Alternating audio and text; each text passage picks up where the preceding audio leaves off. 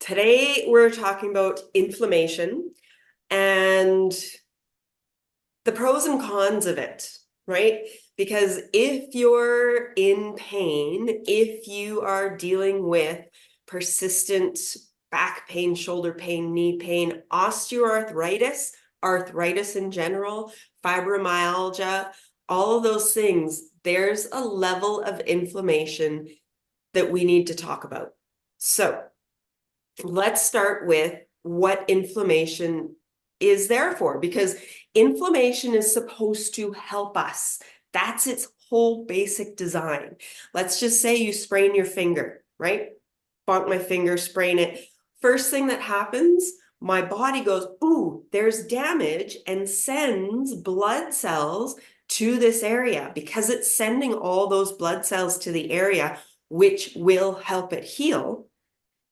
My knuckle would start to swell up because there's more blood in that area. And of course, with more blood and fluid in that area, it's going to restrict the joint. So there's two reasons we're going to talk about right here why inflammation is a good thing. One, the inflammation that happens is there to heal the joint. All right. So when all of that fluid goes into the joint, the blood cells go in there and they start working on repairing the joint itself.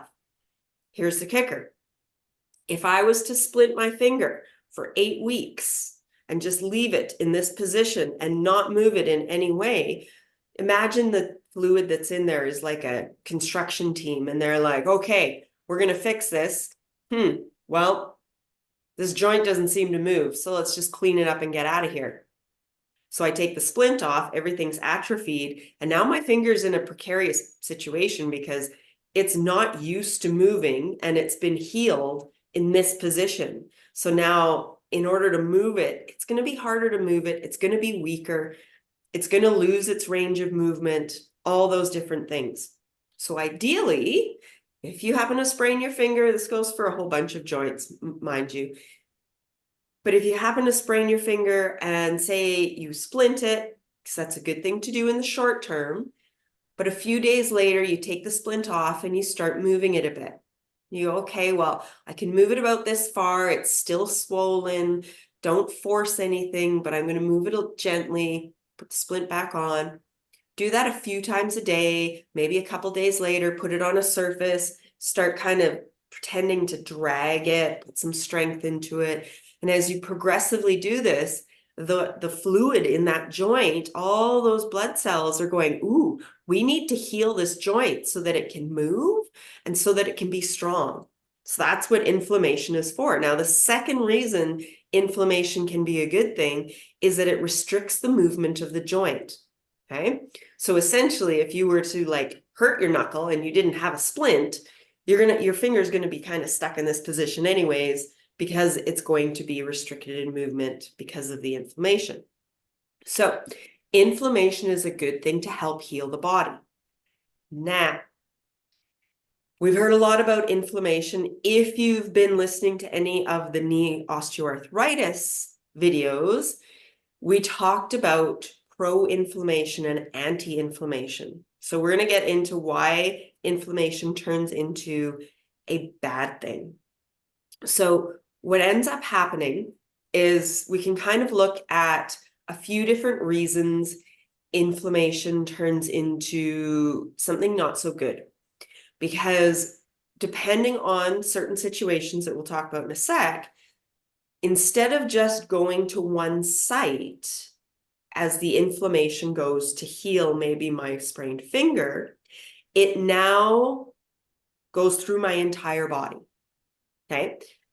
Because the response doesn't know where the danger is. It just knows there's danger. So it's going all through the body constantly, all the time, looking for danger. So there's going to be inflammation in almost every single joint. That's not a good thing, especially if the joint's not damaged. Now, why does that happen? We're going to look at, there's two main reasons why that would happen in terms of not having a specific disease, okay? Because sometimes there could be a disease that creates that inflammation. But in terms of something where there's just that crankiness and our back just gets really sore, this is where we want to look at two things that might create more inflammation. One is diet. We're going to talk about that in a second. Okay. The second one is stress. Now, latest research is showing that even if you don't have a damaged joint, your body is going to react to something in the same way with that inflammation. So your body's going to turn around and go, oh, this person, they're worried about something. There's stress. I'm going to send inflammation. I'm going to check everything out. Well, that can be a good thing short term, right? As long as it only happens like 1 or 2 days. But imagine you have that stress level, that overload every single day, and your body is responding by sending out inflammation every day, maybe around like 2 o'clock in the afternoon, where you're exhausted. Okay. Well, we're going to talk about diet in a second, but just have gone through your day with this sense of overload. And now you hit a point where your body goes, stop, something's wrong. We're sending out the fluids to try and find the danger, but there's no danger. And every day this keeps happening. Now we end up with what's called systemic inflammation, where it's just a regular habit of our body to send this out.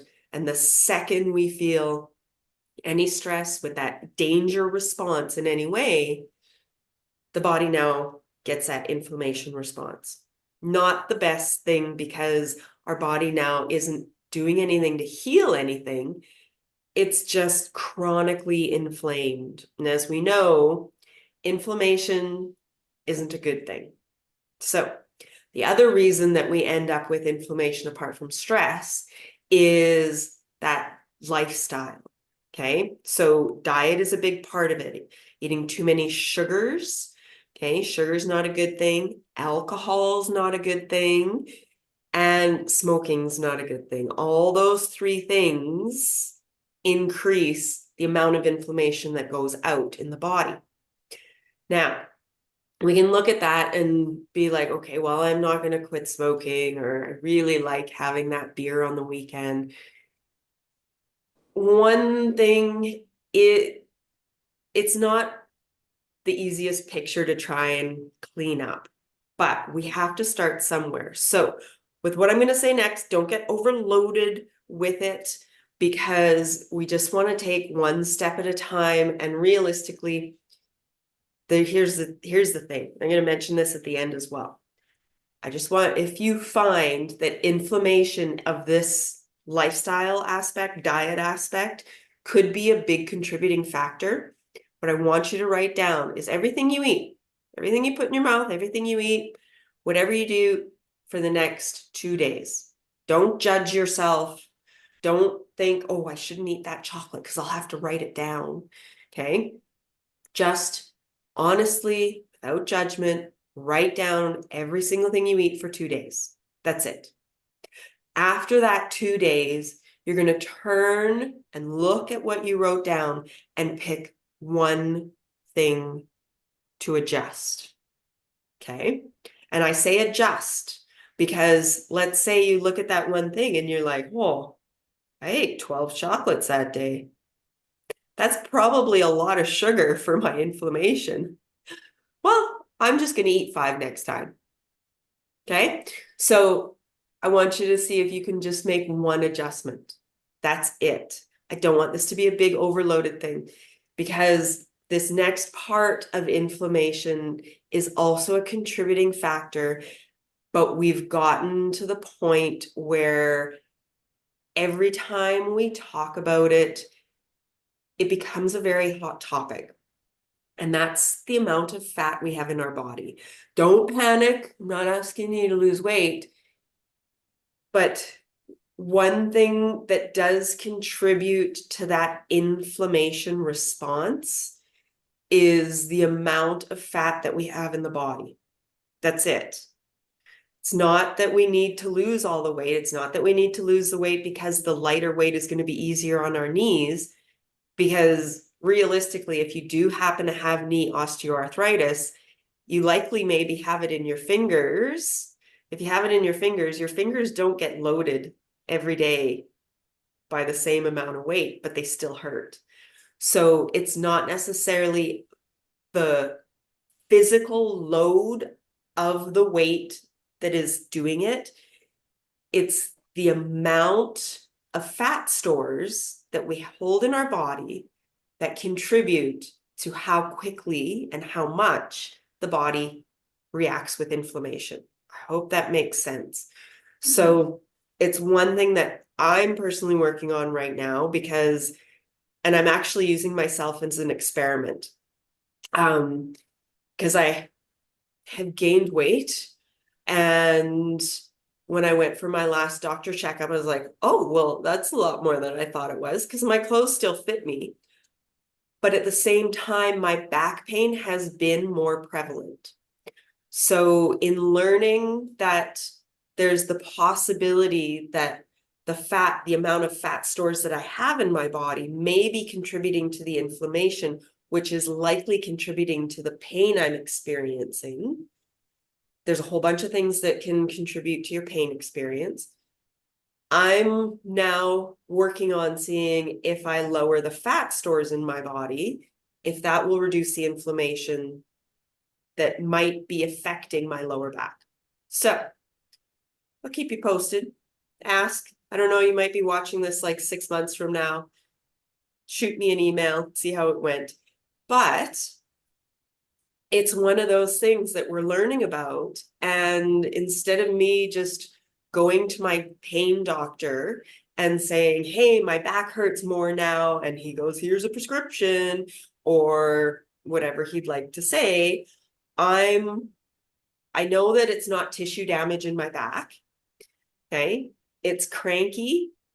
And if it is related to the possible weight gain of 10 extra pounds and maybe fat storage in my body, I'm going to play with it and see if I can reduce my pain experience. So with that being said, inflammation is a pain in the back, but there are things that we can do to help lower that inflammation. Now, the first thing that pops into our head is, hey, I'm going to take a non-steroidal anti-inflammatory. However, a year and a half ago, research came out that that's not the best idea either, because chronic use of NSAIDs actually contributes to chronic pain. So that's not the greatest choice. Now, if you have pain that is an acute thing, by all means, grab that NSAID, whatever needs to help that acute part, use it. If it's a flare-up, use it. But if you happen to be using NSAIDs regularly, it's something you might want to talk to your doctor about, but it's something you need to go into with open eyes, all right? If you're working with me and we're working towards creating less pain anyway, let's keep going. But taking NSAIDs every day is not the best solution. It might be a solution, but go into it with open eyes, all right? And it's always a great discussion to have with your doctor. If you need some backup resources, let me know. I'll try and put something together for that, because some doctors don't know. We can't keep up on all the research. There's just so much out there. So with that being said, anti-inflammatory, we need to up how much we can create better situations for that inflammatory response. One, losing some fat stores. Okay.